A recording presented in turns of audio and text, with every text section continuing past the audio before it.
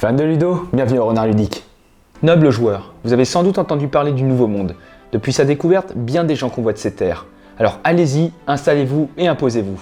Et ainsi, vous pourrez espérer recevoir la couronne de l'empereur. Bienvenue au Brésil.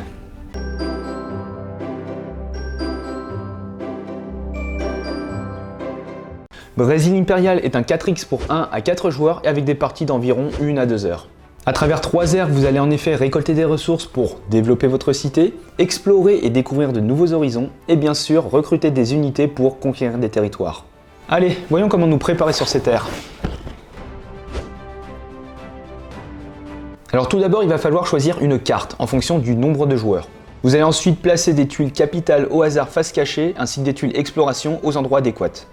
Il y a un plateau commun que vous devrez mettre à disposition de tous avec les cartes combat, les cartes or et 8 tuiles villes divisées en 2 tas.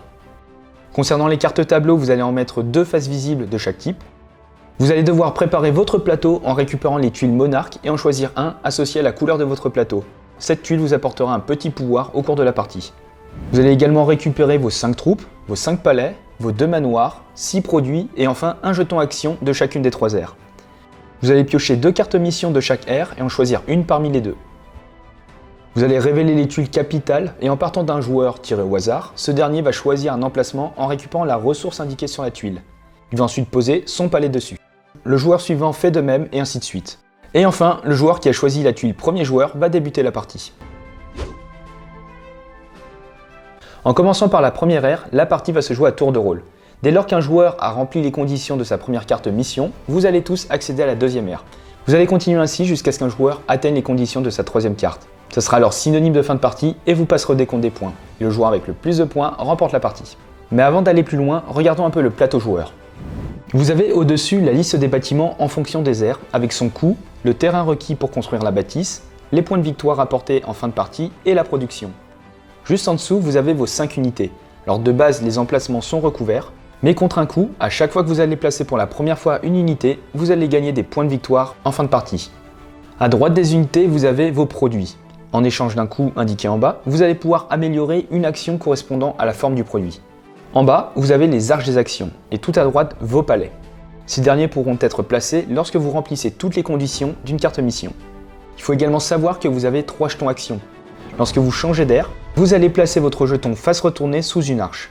Ça va permettre ainsi d'ajouter un petit bonus à l'action par la suite. Alors comment se passe un tour de jeu? À votre tour, vous devrez réaliser une action et vous aurez également une phase de déplacement, avec un déplacement gratuit et potentiellement un déplacement bonus. Lorsque vous réalisez une action, vous devrez déplacer votre jeton sous l'une des arches. Attention, il n'est pas possible de rester au même endroit. Vous pourrez tout d'abord recruter en déployant une unité dans une ville ou capitale, mais en payant son coût. Vous pourrez en plus ou à la place piocher nos cartes combat. Au cours de la partie, vous serez amené à perdre des troupes. Dans ce cas-là, placez-les dans une réserve à part et non pas à leur emplacement d'origine. Lors de vos recrutements futurs, vous pourrez tout de même redéployer ces unités et gratuitement. Vous pourrez également récupérer un tableau parmi les 6 visibles, et encore une fois en payant le coût situé en haut à gauche. Ces cartes vous apporteront des points de victoire ainsi que divers effets. Construire fait également partie de vos possibilités.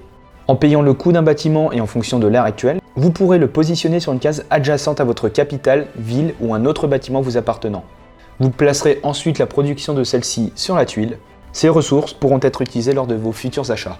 Concernant les villes, vous pourrez seulement en construire une sur la case où se trouve votre monarque, et du coup pas forcément adjacent au reste de votre ville. Et enfin, vous ne pourrez jamais construire sur une case adjacente à l'ennemi. Viendra un temps où vous pourrez rénover un bâtiment, mais qui ne contient ni ressources ni palais dessus. Contre une ressource au choix, vous pourrez alors soit générer la production du bâtiment, ou bien retourner la tuile et générer la production indiquée. Vous pourrez aussi fabriquer l'un des 6 produits en payant son coût. Vous allez alors placer ce dernier sur un emplacement d'amélioration d'une arche correspondant à la forme. Et vous recevrez ainsi le bonus débloqué. Enfin, vous allez importer une ressource que vous allez placer dans votre réserve personnelle, sachant que vous ne pourrez en avoir que 5. Et vous pourrez également échanger des ressources contre d'autres. À savoir que ce symbole représente des cartes or et que vous ne pourrez pas en avoir plus que 3. En plus de pouvoir être considéré comme une pièce d'or, ces cartes pourront vous donner des bonus, des actions spéciales, etc. Une fois votre action terminée, vous pourrez déplacer l'une de vos unités. Vous allez également gagner un déplacement supplémentaire en fonction de votre action. Si vous avez fait l'action recruter, vous pourrez rapatrier une unité directement dans une ville ou capitale. Vous pourrez vous déplacer gratuitement vers une forêt adjacente, vers un bâtiment adjacent, vers une case de bord de plateau ou une case d'eau adjacente, ou encore vers une mine d'or. Et si vous avez placé votre jeton sous l'arche importée ou échangée, vous allez gagner un bonus dans les combats, plus 2 de puissance de feu en défense et plus 1 en attaque. Et si lors d'un déplacement, une de vos unités passe sur une tuile exploration, vous pourrez retourner cette dernière et résoudre le bonus. Si l'on s'attarde un peu sur les produits, lorsque vous en achetez un, vous pourrez améliorer une action. Vous pourrez améliorer le recrutement, qui permet de déployer une unité supplémentaire et ou de piocher une carte combat en plus. Pour les tableaux, à chaque fois que vous allez faire cette action, vous pourrez acquérir gratuitement un tableau avec un coût de 1. Ou, si la carte coûte 1 or, vous pourrez payer avec une autre ressource à la place. Lorsque vous construisez, vous pourrez utiliser n'importe quelle ressource à la place d'une autre. Pour rénover, vous n'aurez plus besoin de payer une ressource. Vous pourrez fabriquer des produits pour une ressource de moins. Et enfin, en plus de la ressource récupérée, vous pourrez prendre une carte or. Au cours de la partie, vous aurez 3 cartes missions correspondant à chacune des aires. En commençant par la première ère, lorsque vous remplissez les conditions de ces cartes, vous pouvez la révéler. Dans ce cas-là, tous les joueurs accèdent à l'ère suivante. Et vous allez gagner en plus des points de victoire. Chaque joueur va ensuite retourner le jeton action de l'ère en cours et va le placer sous une arche pour bénéficier du bonus à chaque fois que vous ferez l'action en question. Et lorsque vous complétez une carte mission, vous avez la possibilité de déposer un palais en respectant les conditions de construction. Ils vous fourniront des bonus. Passons maintenant au système de combat. Il faut savoir que vous avez 5 unités différentes. Contre le coût indiqué en bas, vous pourrez placer une unité.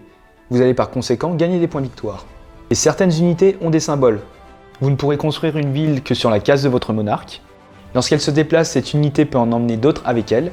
Et vous pourrez utiliser votre déplacement gratuit pour attaquer à une case de distance. Dès que vous entrez sur une case occupée par un adversaire, vous lancez alors un combat. La puissance de votre armée est égale à la somme des points de victoire de vos unités et bâtiments sur une case. Un combat doit être résolu dans cet ordre. L'attaquant peut utiliser des tableaux, ses bonus d'arche et jusqu'à 3 cartes combat à jouer face cachée. Le défenseur fait de même. Toutes les cartes combat sont ensuite révélées et celui qui a la plus grande puissance remporte le combat. En cas d'égalité, c'est le défenseur qui gagne. Le perdant va alors retirer toutes ses unités et va les placer dans sa réserve personnelle. Le recrutement d'une unité dans la réserve est gratuit. Si un joueur gagne alors qu'il est sur une tuile appartenant à l'adversaire, alors il va en prendre le contrôle. Toutes les ressources produites par le bâtiment appartiendra alors à l'attaquant. Et si le propriétaire d'origine tente de reprendre son bien, alors le défenseur n'intégrera pas la puissance de la ville. Lorsqu'un joueur remplit les conditions de sa 3e carte mission, vous allez terminer la manche en cours et passer au décompte des points. Pour cela, vous allez additionner les unités militaires recrutées, les produits fabriqués, les tableaux achetés, les cartes missions révélées, les cartes or, les tuiles exploration, les bâtiments et les villes, et enfin les palais placés. Et le joueur avec le plus de points remporte la partie. Alors tout d'abord, Brasil est doté d'un design incroyable et très coloré, avec un thème très immersif. La direction artistique colle très bien au thème et ça c'est super agréable. Ensuite, il faut savoir que le jeu va vous proposer plusieurs cartes, donc déjà en fonction du nombre de joueurs, mais également en fonction du risque de confrontation, en fonction du risque de combat.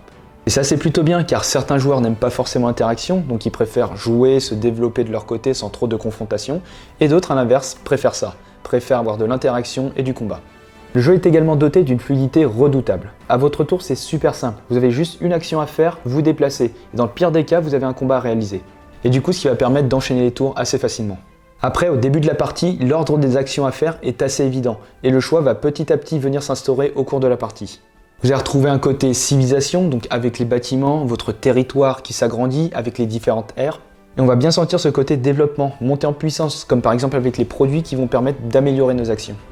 Après, c'est également un jeu de course. Le premier joueur à avoir terminé ses 3 cartes mission et fin la partie. Et du coup, la façon d'interagir et d'empêcher qu'un joueur ne termine trop rapidement, c'est le militaire, c'est le combat. En effet, avec vos unités, vous pourrez facilement capturer des bâtiments adverses, c'est-à-dire ralentir sa production et du coup son expansion.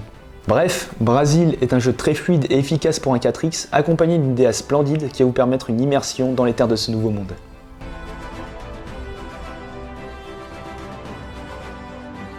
Et voilà, c'est la fin de cette vidéo. Vous avez désormais toutes les billes en main pour développer votre cité. Comme d'habitude, n'hésitez pas à soutenir cette chaîne en laissant un pouce bleu, en commentant et en vous abonnant. Et sur ce, on se retrouve dans une prochaine vidéo. Ciao!